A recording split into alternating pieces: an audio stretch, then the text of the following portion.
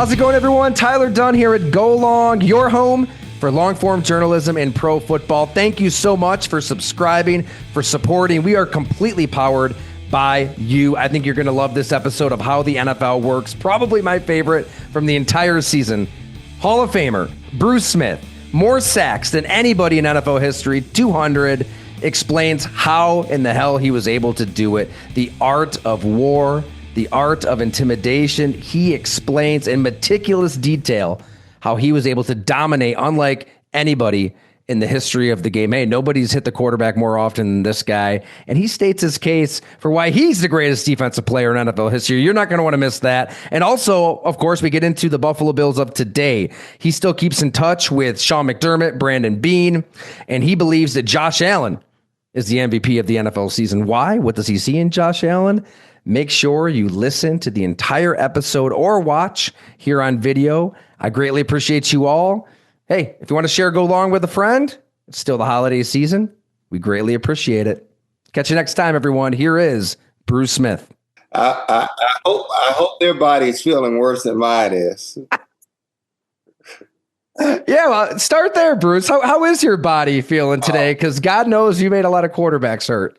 Well, we don't have enough time to talk about the aches and pains and sleepless nights that I'm getting from just years and years of wear and tear on the body. It takes its toll when you're young and you're winning. You're enjoying the brotherhood and the cheers and all the things that are associated with being with a fan base like the Buffalo Bills. But one day when you get a little older, you start understanding that there's a price to pay, and I'm in that moment now. I just had knee replacement about 8.5 months ago. So I'm hopefully on the tail end of getting some sense of normalcy in terms of my knee feeling structurally strong. I'm still having some sleepless nights from the pain of the soft tissue healing and the body just suggesting to an implant being put inside of your body. So, and I'm not saying this to complain. I knew what I signed up for. But when you experience it and you have to live it on a day-to-day basis, you just think about it. And it has some cause for concern, but let me tell you something. Playing this great game is one of the best things that's ever happened to me. And I thank God he blessed me with the ability to be able to play this game at a level that very few have been able to achieve. And I thank God for giving me this opportunity to be around and have 53 other brothers each and every year that I played. And I thank God for my second family. And those are all of the Buffalo Bills fans that cheered and shouted Bruce and just a relationship that we built not only from the first day that I was drafted as the number one draft pick in 85, but till this very day. We have a special bond, and I'm so grateful and thankful for it.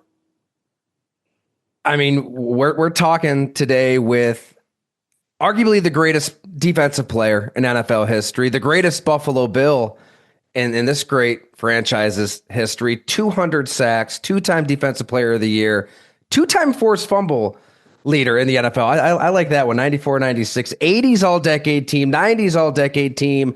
In 2016, 78 got retired. 200 sacks, 43 forced fumbles. You sacked 76 different quarterbacks. 76. So we'll get to your pain, but I mean, we're talking everybody from Steve Grogan, who came into the NFL in 1975. You caught him at the start of your career, to Matt Hasselbeck at the end of your career. Ken O'Brien, 17 and a half times. Drew Bledsoe, 12 and a half times. It goes on and on. I mean, Bruce Smith is one of the absolute legends of the game, one of the greatest to ever do it. So what a pleasure to be sitting here with you, Bruce. I mean, how is that all possible? I mean, when you look back, I mean, I imagine there's a million reasons, but the imprint that you left on the sport, where do you even start when you trace it all back to the beginning? Wow. To trace it all back, it starts with my mom and dad, George and Annie Smith, my father and mother, who are from Elizabethtown, North Carolina. My father served in the military. My mother worked for a plastic factory here in Norfolk, Virginia, and later drove a bus, a city bus.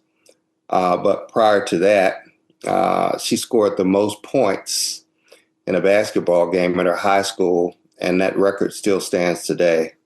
Wow. So this is where all of this came from.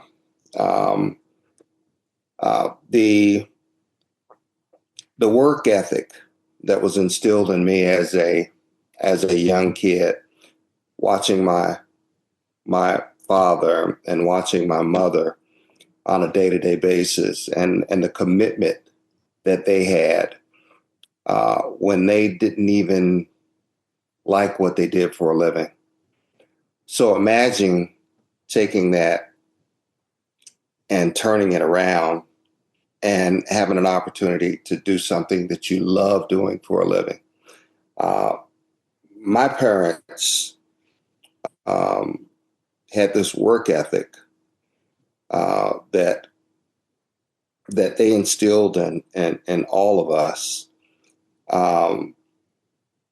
but mainly their work ethic was because they had to provide. They wanted to make life better for me and my other two siblings, better than they had it. And they wanted this cycle to continue. So when I had an opportunity to be introduced to sports, my mom didn't want me to play football. She wanted me to play basketball. My father wanted me to box. And but when I was actually introduced to football, it really didn't do anything for me because it was too hard, too hot. I quit, and it's all in my documentary, Football Life, as well as my Hall of Fame speech. But it just shows how a person comes full circle from their upbringings until this very day for me. And when you talked about or listed that rap sheet that you just ran off, the 2 decades teams in the 80s and the 90s, the Hall of Fame, the Defensive Players of the Year award, the forced fumbles, the NFL all-time sack leader. I don't want to minimize all of the other awards, but This NFL All-Time Sack Leader Award is a body of work that no one has ever been able to match. When you talk about what was accomplished while playing in a 3-4 defense, where you're outflanked at least 75% of the time, and to be able to beat that double team and sometimes triple teams or that chip block, I just look back upon it, and Reggie White even made a statement one year, because he and I were very good friends, and although we didn't talk about who was going to eventually be the all-time sack leader and so forth, we just had this mutual respect for one another, that we understood that it's going to be either you or me.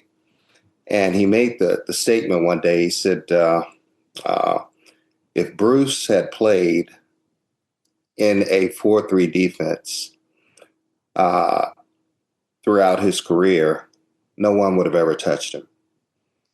Being able to come off of that edge, whereas even on first down and second down, the only time I was basically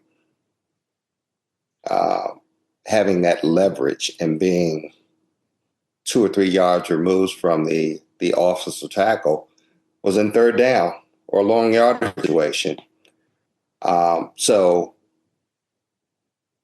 what was accomplished, that body of work that was accomplished while playing in that 3-4 system, will never be matched. Secondly, another thing that kind of sticks out that no one ever really talks about.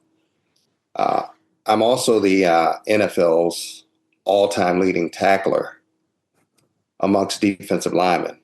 That's right. So when you merge those two together, there is a compelling case, and I wouldn't even say an argument, but a compelling case that states that there was not a more dominant defensive player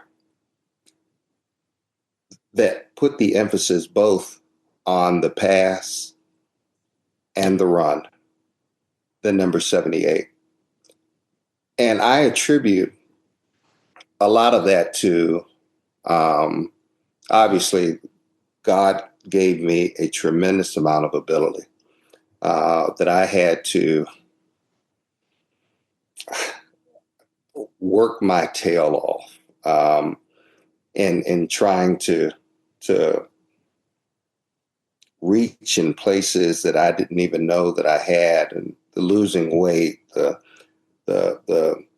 I wouldn't call it dieting, but the lifestyle of eating healthy, getting my body fat down to 6.3, which I attribute a lot of that to Rusty Jones and his ability to be able to communicate to us the different lifestyle that we needed to have if we wanted to become that world-class athlete, because there's the 3 different phases.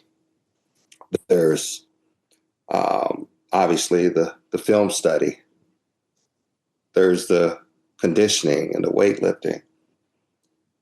And then there is, the film study, the weightlifting.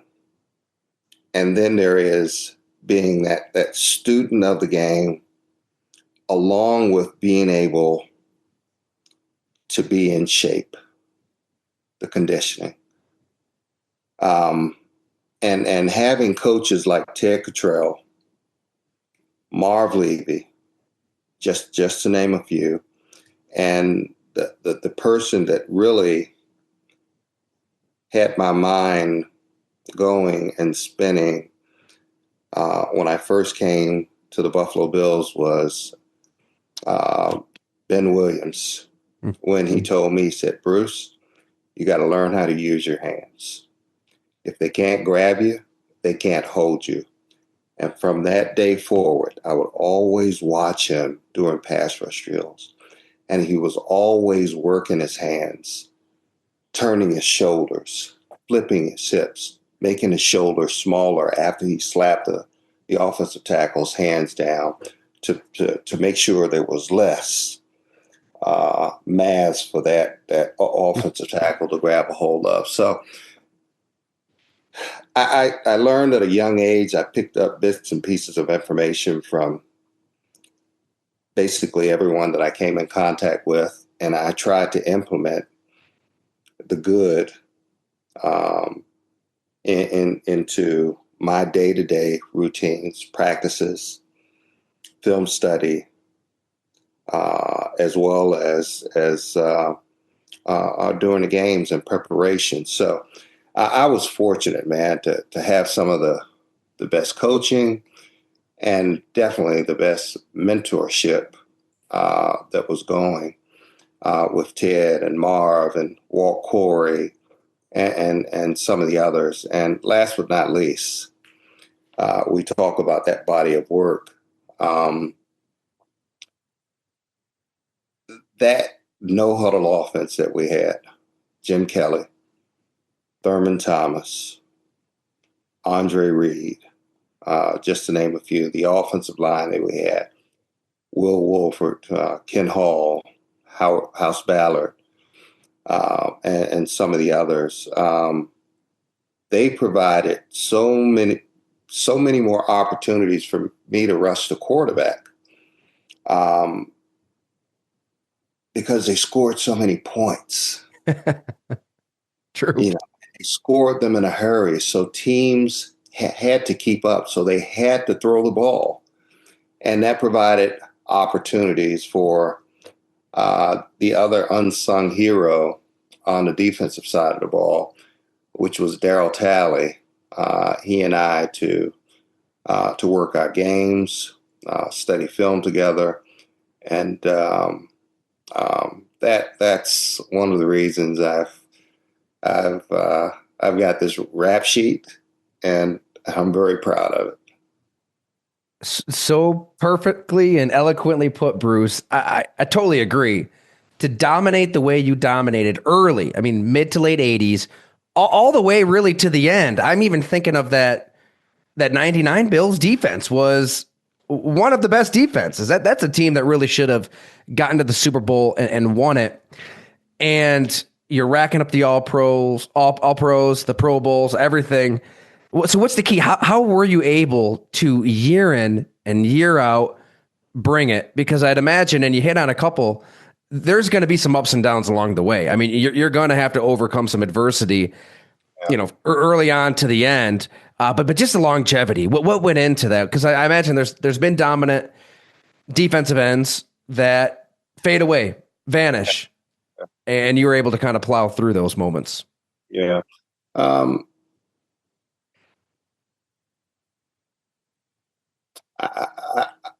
One of the things is, again, I can't take, well, there's credit after credit that I have to bestow upon my Lord and Savior, Jesus Christ. He blessed me with so much ability, and it was up to me to untap it. And the only way that you untap it is that you're committed to the job and the task at hand. And I just gave you some examples. But, after my first year, I got up to 310 pounds. And I said to myself, I'm not going to become the player that I want to become unless I get my act together. That off season, I worked out twice a day. I ran 3 or 4 miles a day. I ran in the morning. I ran in the evening. I would work out in between in the weight room, I stopped eating red meat. Um, I stopped eating a bunch of fried foods. Uh, and I could notice things start to change. The weight started to fall off. I became leaner. Excuse me. I became stronger. I had more stamina. And when all of that started to come together, I got down to about 265 pounds. And then I became that student of the game. I would be the first player in to study film. I'd be the last one to leave studying film, not watch film, but study film. There's a difference. I would take notes on my days off while I was studying film, trying to get tips on the offensive tackle or guard or quarterback that I was about to play against to see if I couldn't get that little nugget that would allow me to beat that offensive lineman out of his stance, whether it was because the center, the quarterback would snap his hands when he was underneath the center before the ball even snapped. And that would be my signal to go. That was a tip that I picked up by studying film from certain quarterbacks. That little split second kind of gives you a bit of a head start. Especially when you're playing in your home stadium and the offensive lineman can't hear the snap count. You just look for that one little tip that gives you that competitive advantage. And I was able to do that pretty successfully. And as a result of that, no one in the history of the game has hit the quarterback or sacked the quarterback more than number 78. And that was because of all three phases coming together, the dieting and conditioning, the film study. I had already had the God-given ability. I just need to untap it by work and not necessarily just working to you just working just to be working, but having a purpose, a sense of purpose in everything you did, every sprint you ran. When I stopped running because my doctor, Dr. Sedman in Vail, Colorado, told me stop playing basketball, stop running on the street, and we figured out a alternative exercise, which was riding a Stairmaster. So I got the bills to buy a Stairmaster, and I would wear it out. They're legendary stories. You can ask Steve Tasker and some of my teammates. I'd be in there twice a week riding that Stairmaster, and there would be puddles of water on the floor because I would make sure I got some conditioning in on Tuesdays and Thursdays to make sure that my cardio was up to speed, and particularly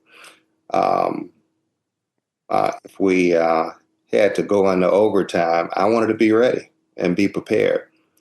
So it's just so many different little facets of the game that if you simplify it, the game slows down for you. And that's what I was able to do. But again, I got to go back to this. I give a great deal of credit to that no huddle offense. Jim, Thurman, Andre, that offensive line, and Ted Machabrota, and just they really provided an opportunity a lot of opportunities for us to get after the quarterback. That Stairmaster can be brutal. How long are you on that thing, Bruce? Shoot, I was riding it 20 to 30 minutes on Yeah. level. I was getting it. Yeah. So when you're 310, your career can go one direction or the other, right off the jump. Are you more so looking in the mirror and pointing the finger at yourself and thinking, okay, I don't know if there's like a personal wake up call, if there's a moment, or is it a coach, a teammate, a trainer? Like, what was really the impetus for getting your ass into gear and going the right direction? I looked in the mirror and, there was already a tremendous amount of pressure on me being the first player picked in the draft.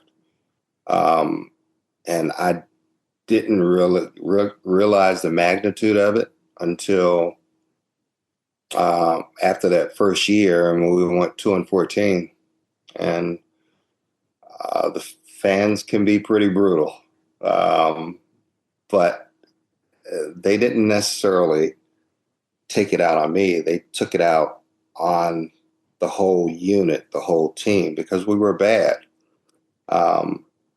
We didn't have a tremendous amount of talent, and Hall of Famer owner Ralph Wilson did something about that, and he started bringing in guys that would change the culture, starting with Marv Levy, Thurman Thomas, Darryl was already there. Andre was drafted the same year I was drafted. The trade for Cornelius Bennett, Jim Kelly, just to name a few. So the culture started changing. Then we got Steve Tasker, and you could see this transformation starting to take place. That guys just had this sense of pride and understanding that we're building something here that could be pretty damn special.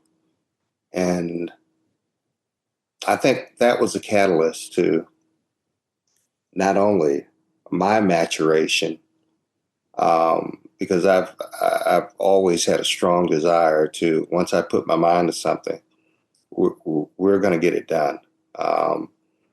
And if we don't get it done, it's not going to be because we didn't do everything within our power to get it done. So those were all the things for me that inspired me to lose the weight, to come up with different mindsets that would encourage me on a day-to-day basis. Like, it's a lot easier to stay in shape than it is to get in shape. So I would stay in shape during the off season when other guys, particularly back in the 80s and 90s, they gain 20 pounds during the off season. And I said I didn't want to do that anymore. After that I got up to 310 pounds. And it proved to be a recipe for success for me. In the manner in which you hit the quarterback, sacked the quarterback, I mean, there was an intimidation factor when Bruce Smith is on the field. I can remember Drew Bledsoe saying the first time he saw you, he almost pissed himself. I mean, I imagine there were quarterbacks that did that. They saw Bruce Smith. They see the commercials when they're not on the field. That the epic Nike commercial, by the way, it still has something like 300, 400,000 views on YouTube. To this day, it's timeless. But what else goes into that? Into scaring the bejesus out of these 76 quarterbacks that you sacked? Because it's not just the numbers that we rattle off and the accolades. It's a sense of fear that you instilled in quarterbacks, in coaches, in offenses. Well, for me, I just love being in a competitive environment. an environment that, it's your skill set against mine. It's your preparation against mine. Um, how much time did you put into preparing to play me that week or that whole year, knowing that the Bills were going to play the Dolphins on such and such date, or the Bills were going to play the Jets or whomever it happened to be. And that was the fun part to me. Um, how much film did you study? Uh, did you pick up any tips that would give you that competitive advantage? That's what this was all about. And obviously, you have to do all of that within the framework of the game plan that's being called by your defensive coordinator. Yeah. So for me, I never looked upon it as instilling fear by saying things vocally or what have you. I let my play speak for itself. I think that's one of the things that separate the great ones from the good ones or the average ones. The great ones, Marv used to tell us, act like you've been there before. And as I got in from my first year to my second year to my third year, you could see that transformation that was taking place, that instead of dancing over the quarterback, I would put my hand out and help the quarterback up. Maybe I would say a word or two like, you better get this guy some help or it's going to be a long day, or tell him I'll be back. But those are the things that when you play and treat people with respect, even in a game such as football, where it can be pretty brutal, you gain respect by playing that way, as opposed to a whole lot of trash talking. And if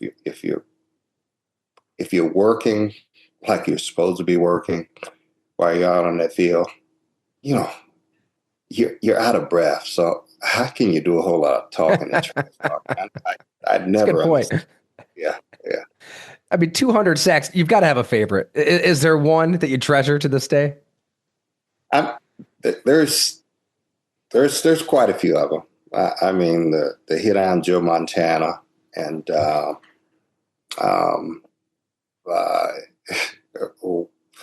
I think one time he said, "Oh shit, not you again." And there was another time I hit him, and he said, he looked up and said, "I'm getting too old for this shit." And I mean, I couldn't do anything but laugh at that time. And some of the rivalries with Dan and one of his offensive linemen was kind of mouthing off a little bit, and Dan cursed him out right on the spot and said, "Do not piss him off, because he's not going to come after you. He's coming after me. So shut the up." So it's just little stories like that, and there's plenty of them. When was that? Do you remember? That's one of the beauties of the game. You know, those memories and those stories and experiences and because they happen in real time. And it's just nice to recall some of those, and every now and then when you see a picture of a play, you remember the exact words that was said after that play was over. So Would that have been maybe Richmond Webb? You guys had some battles. Yeah, we had some battles, and Yeah. but there were a number of there were several tackles I played against before they even drafted Richmond, because they Okay. drafted Richmond to protect the blind side of Dan, um, pretty much because we played against him twice a year, and I think Dan made a point to tell management we got to get somebody on that at that left tackle position to solidify that offensive line. So that would have been pre-Richmond when Dan was pissed off at somebody out there. That's Yeah, amazing. yeah. Richmond had we had a lot of respect for one another, and who, by the way, is up for the Hall of Fame this year, and I think he's very deserving of of getting that honor, particularly. Um, the style of football is being played today with the 30%, roughly 20 to 30% more passing than was played back in the 80s and 90s. Uh, they were throwing the ball because they didn't have a running game.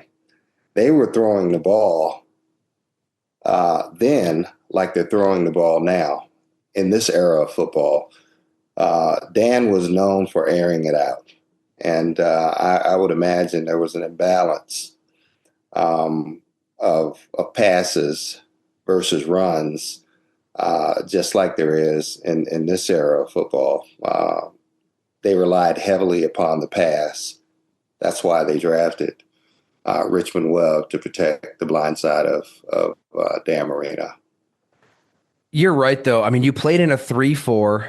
You're getting after the quarterback, but you had to stop the run too, and you really did. If I remember right, really improved as a run defender, like Yeah. the second half of your career, because teams they were trying to run at you to neutralize you. So what's going through your mind at that point as you're kind of evolving and knowing, okay, like this selfless aspect of the position, I'm going to get better at this, even though it might come at the expense of some sacks, some glory. I mean, there's some swallowing of pride there too, I'd imagine. Yeah. Well, I after my first year, I understood what my weaknesses were, and my coach pointed them out to me. You got to get better against the run, and the only way you're going to be able to get to the quarterback is if you stop the run. Because if you don't stop the run, they're going to keep running the ball, and they're never going to be in long yardage situation. So that was a focus. Formation recognition, what they run out of certain formations, um, being able to predict based upon the formation their top 2 or 3 plays that they run out of that formation. So once you become that student of the game and you walk up to the line of scrimmage, and they were in I formation or I under or I over, you look at, okay, what's their favorite 1 or 2 plays out of this? And you want to take it away from them.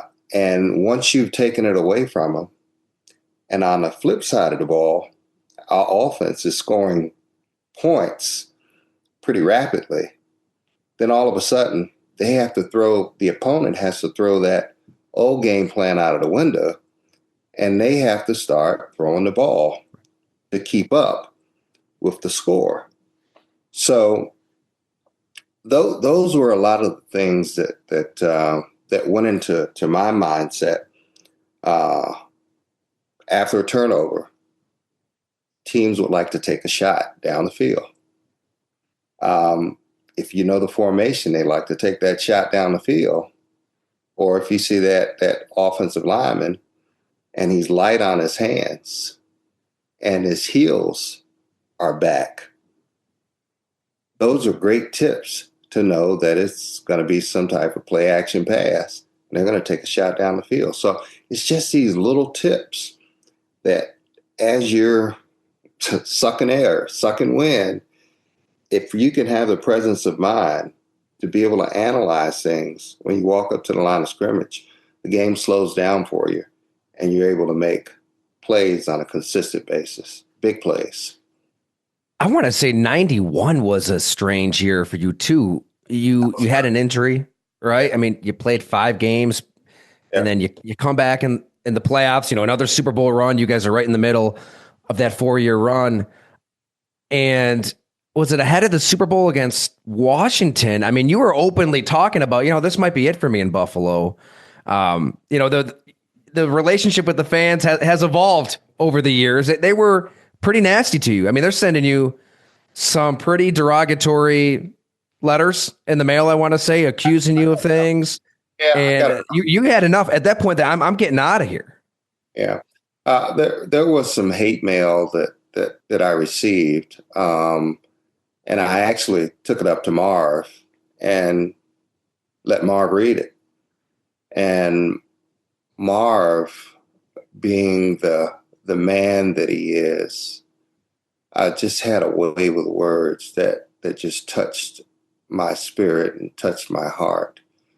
And it made me,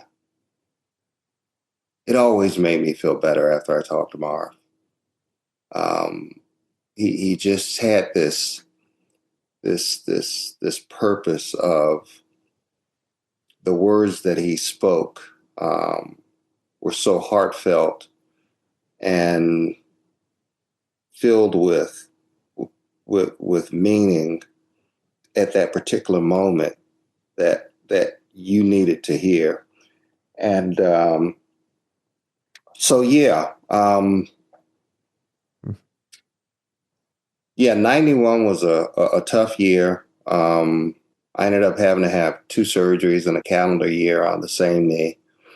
I missed 11 games, and I think that was 11 of the roughly 20 or 22 games that I missed my whole career in Buffalo. So if we add it all up, that's 200 sacks in about 17 and a half years.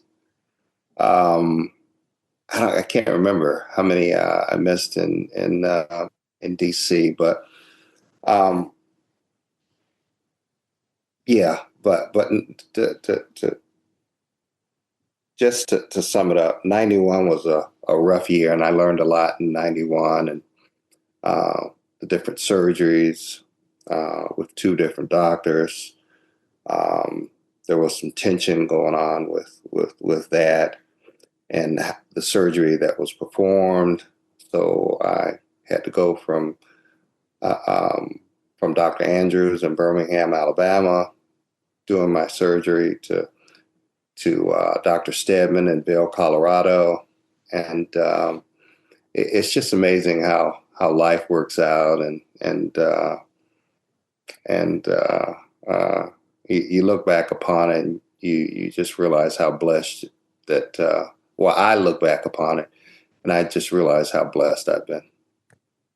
Man, so I mean, you're getting letters in the mail, like racist stuff, accusing you of drug use, just outlandish. You're literally opening it and reading this. I'd want to get the hell out. I mean, I imagine that conversation with Marv had to have been pretty profound to rehabilitate the relationship with the city, Oh, that wasn't what the letters were about. The letters were about, they were racist. That's what the letters were about. And the other issue you're talking about was from 1988, which was long over by then. But these were some racist letters that were sent. And again, I showed them to Marv, and he read them, and he said the encouraging words that I needed to hear. and we moved on. I mean, and now like with the fans, how did that relationship develop then over time? You're winning games, you're getting to the Super Bowl. And it says a lot about you too, Bruce, to kind of build this love affair with the community over the next decade and really to today. Well, we both learned a lot about each other. Um, uh, Being a young kid, um, or a young man rather, um, being drafted number one, had a lot to learn. I mean, a lot to learn. Um, 21 years old, um, going to a different city. Um, I just understood that it was time for me to grow up and make smarter decisions. And being with um, Marv and Ted Cottrell, Walt Corey, and Chuck Lester, and along with all of my teammates, we grew together. Uh, we we that was the fun part about the relationship that we have today, and that we still communicate on a daily basis, and the love and respect that we have for one another. Um, that's what made things so special. Um, and I think it just transferred over to the fans as well. They saw it. They saw how much we cared for one another. They saw how much we cared for Buffalo. They saw how much that they drove us to go out and perform the way we did because we saw the reaction and the feelings that they would get from it, whether it was pregame, postgame, during the week. It was just contagious. And that's where this love affair started, not only uh, as a team, but for me personally with the fans. And this love affair still exists to this very day, and that's what I'm extremely proud of. I think we can just appreciate the run that you guys went on even more right now. I mean, watching these Bills with Josh Allen, they've been knocking on the door for a while, but they've been to one AFC championship game. You guys went to four, won four. What if you can pinpoint a secret sauce? Like how was that even possible? Because I don't think we'll see that again in the NFL. I don't. The secret sauce was the group of men that were assembled. The secret sauce was Marv Levy and Bill Polian.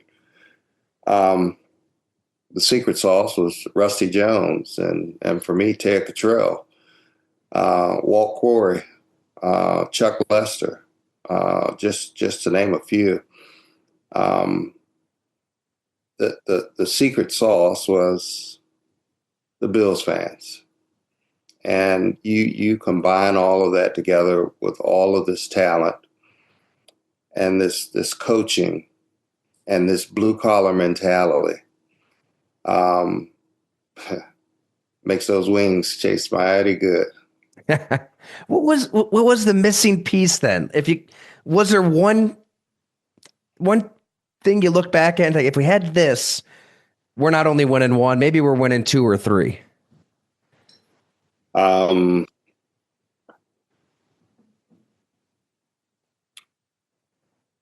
I the one thing we missed was the missed field goal in the first Super Bowl. That's that was it. Um, um, there were some other points in the game in which we could have capitalized off of. I even look back and reflect on when I got the safety in the end zone and ended up getting a unsportsmanlike conduct for excessive celebration, 15-yard penalty. So we all look back upon a play or a series or what we could have done a little bit differently that it might have changed the outcome, but ultimately we missed the field goal, and that changed the. I wouldn't say it changed the trajectory of the next three games, but it certainly it had a dreadful consequence for that particular game. Right. Ralph Wilson as an owner, what pops to mind? What kind of a person was he? He's a Hall of Fame owner. He's old school. We appreciated Marv. I mean, not Marv. I'm just kidding. Hall of Famer, Mr. Ralph Wilson, for what he's done for the league, for what he's done for the Buffalo Bills. His legacy is one that will stand the test of time, and what he was able to accomplish for the Buffalo Bills, the city of Buffalo. And I don't know if you're aware of some of the stories, but he saved several teams when they were about to go under. And whether it be the teams or the league, owe him a great deal of gratitude for his ability to be able to help out in a tremendous time of need. Boy, and we always kind of, whenever we talk, we gloss over the end of your career in Washington, but you kept that thing going, what, four more seasons? Yeah, after you got cut? Yeah, and they were meaningful seasons. The reason were you shocked to get cut, by the way, Bruce? I don't know if I ever asked you that. I mean, that was a dark day in Bill's history. It was.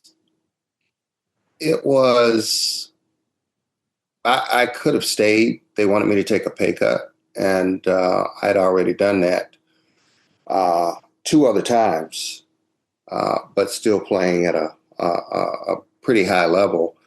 So when this opportunity unfortunately came about, they made the decision to release Thurman and Andre, but they said if I took the pay cut that they would, I could stay, and I said, well, if you're releasing Thurman and Andre, Daryl had already left, Cornelius had already left, Jim had retired. I didn't want to be there by myself, and I felt it was time to move on. And I felt that I still had some gas in the tank, and Dan Snyder and I'm trying to be politically correct here, but when I went to the team, they were called the Washington Redskins. So I went there, and I was trying to pick the team that I could have the most impact on, but they had a great offense. And when I weighed everything out, the Redskins at the time, now they're the Commanders, were second in the league in total offense. They scored more points than than all but one other team. They were last in the league in total defense. I figured that would be a great spot for me to go. And it just so happens that they went after Deion Sanders. They drafted Champ Bailey, drafted LeVar Arrington, drafted Chris Samuels, and they already had some talent that was on the team. Little did I know that the statistics would flip the following year. So the offense went from being second in the league in total offense and points to 28th in the league. And defensively, we went from last to, I believe, in the top 3 in defensive statistics. So my mindset was we accomplished what we wanted to accomplish by going from last to being in the top 5. But I had no idea that the offense would go in the other direction, and consequently didn't achieve any of the goals that we wanted to achieve. So, but it was interesting. It was a productive 4 years. I was able to play in front of a lot of folks because it's right down the road. It's 3 hours away from where I was born and where I live. So I got a lot of chance for a lot of family that live here in the DC area and so forth to be able to see me play. And I was already doing business in DC and Northern Virginia, so it worked out pretty well. And today, I mean, you're doing Bills alumni, different events. I know you've been back a few times. We've seen you, but what is your role like with the team today and kind of this ambassador role? And I don't know, any future visits planned? Oh, well, I've got a good relationship with Sean McDermott and Brandon. I think they're doing an outstanding job with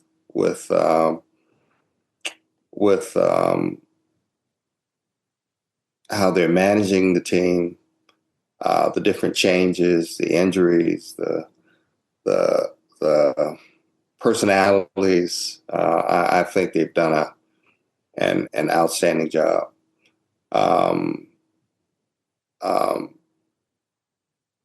We're in a great position right now. I mean, an awesome position. We just got to get over that hump.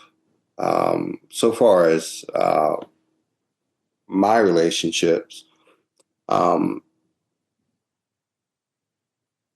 the past, I've helped out at training camps, but because of my knee replacement this past year, it prevented me from being able to be out and be as active as I wanted to be. But we've stayed in touch and talk pretty regular and text. And but yeah, we have a good relationship. Boy, I'd imagine Josh Allen would be difficult to corral and get to the turf. What do you see in a quarterback who just may win MVP? The first Buffalo Bill to do it since Thurman Thomas, if he does. Well, I would like to see that. He's had a breakout season. There are 3 names in the hat right now. That being Josh Allen, Lamar Jackson, and Saquon Barkley. And you can also throw Joe Burrow in there. Unfortunately, he's not having a winning season, but the level of quarterback play that we've seen this year has been so exciting. You look at what the quarterback is doing out with the Vikings. You look at the Detroit Lions and Stafford, and I mean, Stafford's with, yeah, he's with, I get him confused. He's with the LA Rams, and yeah, we got Goff out there with Detroit. Yeah, Goff. But these quarterbacks are just playing lights out this year. And it is so fascinating to watch their athleticism, but their pinpoint accuracy in throwing the ball and their ability to be able to manipulate the pocket. Josh and Lamar, and I don't know how it would be remiss if I didn't mention Patrick Mahomes. Right. Can't forget about Mahomes. Just keeps winning. I mean, this young man. But this playoff season, I think is going to be one of the more exciting playoffs than we've seen in a long time. The Vikings are 15-1. Several two losses, I believe, but yeah, that extra game always throws me off. Yeah, Patrick's 15-1, and there's some other teams that are 14-2, and I believe we are 13-3. So it's I can't wait for the playoffs to start. Just to see the best players in the world take the field and compete against one another. Josh Allen. I don't know if I've seen a quarterback that this year has played to the level that he has played at from a standpoint of last year. The criticism was he runs too much. He throws too many INTs. He can't read coverages. But this young man, what he has done this year, it just appears as the game has slowed down for him. He's got 4 or 5 interceptions, 6 interceptions, if I'm not mistaken. The game has slowed down for him, and it just appears as though he has become a student of the game, which is what you want to see in any player, but particularly a player that handles the ball every down. So for that reason alone, the critics can't talk poorly about Josh and his turnovers. They can't talk poorly about him reading coverages. They can't say negative things about him in terms of him not being having a sense of awareness and not knowing how to get down and take that extra hit. He's taken all that off of the table.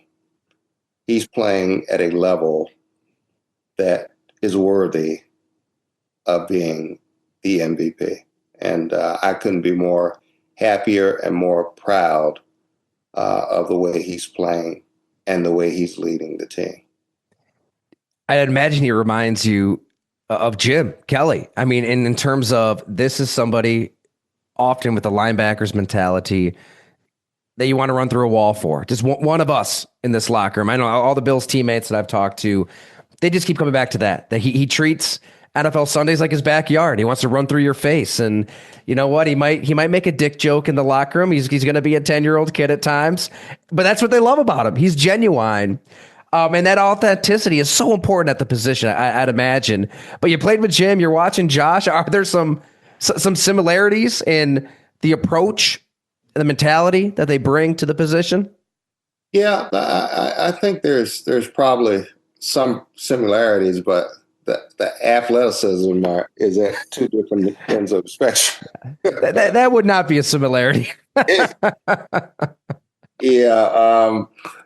but yeah, that mindset. Jim had a gunslinger mindset, and so does Josh. Um, the arm strength that exists between the both of them, and Jim in his heyday was second to none. And what Josh possesses in being able to rifle that ball in the smallest of windows, it's pretty impressive to watch. So yeah, we just need to keep it going throughout the playoffs. I mean, you said you talked to Sean McDermott, you talked to Brandon Beane. To you, what is this group's missing piece? Like, how can this team right now get over the hump? You got to get past Mahomes, you got to get past Lamar. It's going to be that point again for these 2024 Buffalo Bills. We got to win on the road. Right? That's the piece. We got to win on the road. I think we have the nucleus together to get it done. Obviously, injuries have had a huge impact on us this year, but we've been able to overcome it. And it'll be interesting to see how we continue to manage the injury situation going forward and heading into the playoffs. I think one of the smartest things that can take place right now is that I think they're thinking about sitting the starters for this particular ball game, and I think it's a wise decision.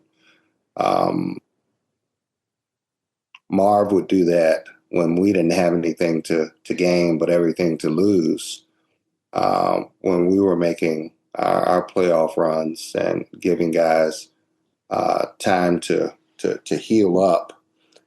So it's basically like having a first round bye when you're resting your starters. So take advantage of the opportunity and get these guys back healthy, and worst case, let some of them play a half, and then pull them out of the game in the second half, and give some other guys some opportunity to get some reps and some experience. But at the same time, your health going into the playoffs is the most important thing. Man, Bruce, you've been spectacular. Let's end it with this, though. I mean, your legacy, in your words, what should that be? And you kind of hinted at it earlier. Do you consider yourself the greatest defensive player in NFL history? I'm a very confident person, and I think that's a conversation for the experts to have. I'd like for them to have it without bias. I'd like for them to look at the statistics, look at the schemes that a few of us have played in that are in that conversation. I like for them to look at the help that they had.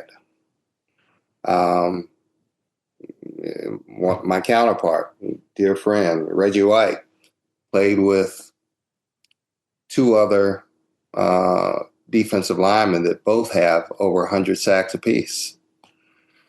You look at some of the other great ones, and the schemes that were being run. So, in my opinion, yes.